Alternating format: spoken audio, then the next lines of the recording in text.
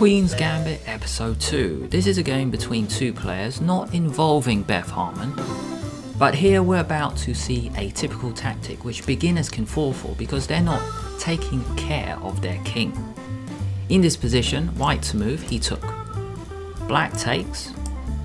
Now white takes, trading off knight, and then queen takes knight. Here white is winning.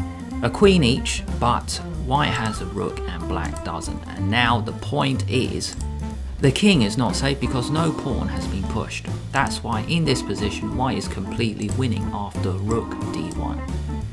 Wherever the queen goes, rook d8 will be checkmate. So if queen e5, rook d8, mate. In this position, Beth has white against someone in the tournament. Her opponent has now played bishop takes g4. And Beth Harmon now goes for a really nice tactic, a very nice queen sacrifice, beginning with queen takes g4. After queen takes g4, black fell for it. Black actually took on g4, allowing a very nice checkmate, beginning with bishop e5 check. And the reason this works is because both bishops are slicing the board.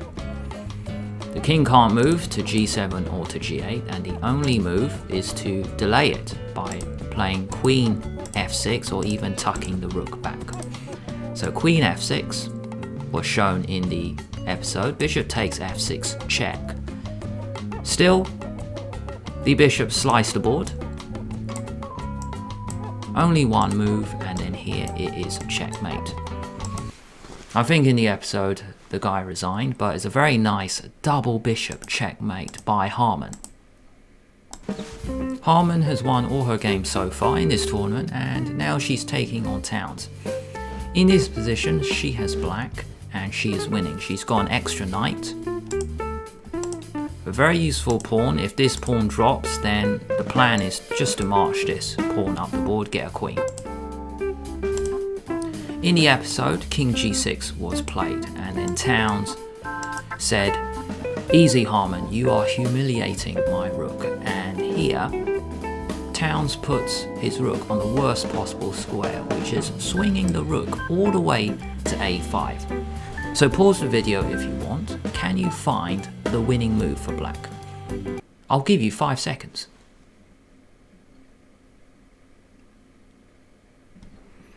This is the worst possible square because now the king and rook can get forked with the knight. Knight b3 check wins.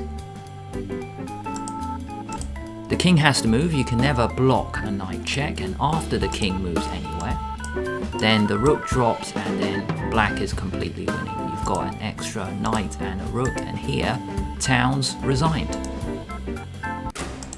This is the middle game position you see. It's the final of the tournament, and Harmon is now taking on the favourite, Beltik. We get this middle game, but you also get the scene where they actually play out the opening moves. And I thought that was really good. Because how do you get this position? It's very interesting for a chess player like myself, and you see the opening being played out. And this was a Caro-Kann defense. e4, c6, knight f3, d5, and knight c3 by Harmon. Beltik goes bishop g4, and after h3 gives up the bishop pair, but then we get this triangle pawn chain in the center. Very solid way to play, and by solid I mean it's very difficult to break up this central chain. So this is a good setup. It's like you deliberately get rid of your bishop and then you form a triangle in the middle. I discovered this game thanks to a nice feature on Chess24. You can insert this position onto a board, and then I went down to the database section and I found out this was a famous game between Nezhmetdinov and Kasparian.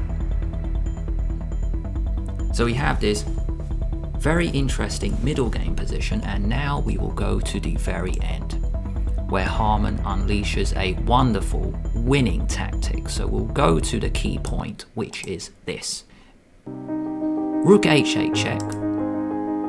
Beltik is checking Harmon's king. So Harmon blocks with the bishop, and now Beltik grabs a pawn, which looks okay, but this is the trap Harmon was setting up. Knight takes g6, and a wonderful checkmating pattern coming up. Rook f7 check. This move looks very dangerous, but maybe Beltik was just thinking, you just get the king out the way. And now pause the video. Can you find the brilliant move? If you've seen episode 2, then this move may not be a surprise. Pause the video. Can you find the first move? And we will go through this wonderful sacrifice. The winning move is queen takes g6 check, and Kasparian resigned, or here Beltik resigned. A queen sacrifice, because after take you get the rook in check. All the red arrows are showing the squares the king cannot go to, so the king can only come forward or to the side, g5 or h5. So if we go up, rook f5 check, let's follow the king, king back, rook f6 check. King has to go back, let's say to g7, and now rook g5 check. So the white rooks are covering the entire f and g file. And also the rook on f6 is covering the h6 square, so there's only one square for the king, king h7. That's why this checkmate is so beautiful, because this rook used to be doing something. It used to attack the white king, but now it's being blocked by its own king, and that's why the final move is wonderful. You can actually now move your bishop, but before you couldn't move the bishop. So bishop f5 checkmate, all squares covered. You can't go to g8 because of this rook. You can't go here, same thing. You can't go forward because of this. You can't go here because all free, and you are being checked. You can't go back, there's a rook in the way.